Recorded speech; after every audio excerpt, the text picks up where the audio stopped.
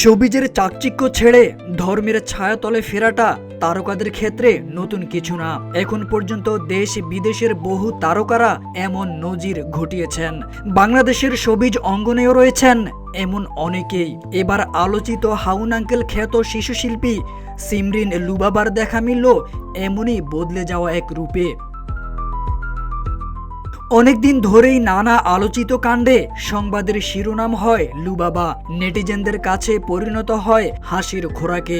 তবে তার বয়সে বিবেচনায় এসব চর্চা থেকে সরে আসে সকলেই। এবার সিমরিন লুবাবা আবারও সংবাদের শিরোনাম, তবে প্রেক্ষাপট ভিন্ন। অনেকদিন ধরেই নিজেকে ইসলামের ছায়াতলে এনেছে লুবাবা, তবে নিয়মিত রয়েছে ব্লগিংয়ে। সামাজিক মাধ্যমে ফুড ব্লগিং, ট্যুর ব্লগিং করছে নিয়মিত। এছাড়াও ইসলামিক ফ্যাশন ইনফ্লুয়েন্সার হিসেবেও নেটিজেনদের কাছে প্রিয় মুখ হয়ে উঠেছে সে।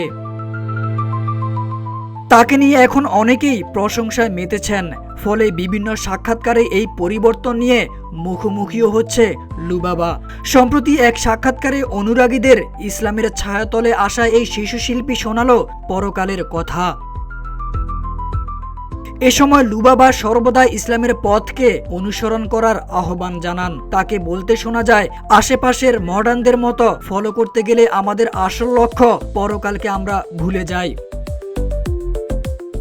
ইসলামের পথ বেছে নেওয়াটা আমার জীবনে একটা বেস্ট ডিসিশন জানিয়ে লুবাবা বলে, আমরা মিডিয়াতে কাজ করি, কাজ করা যায়, কিন্তু কাজের যে ইসলামিক উদ্দেশ্য আছে সেটা অনুসরণ করা বেটার।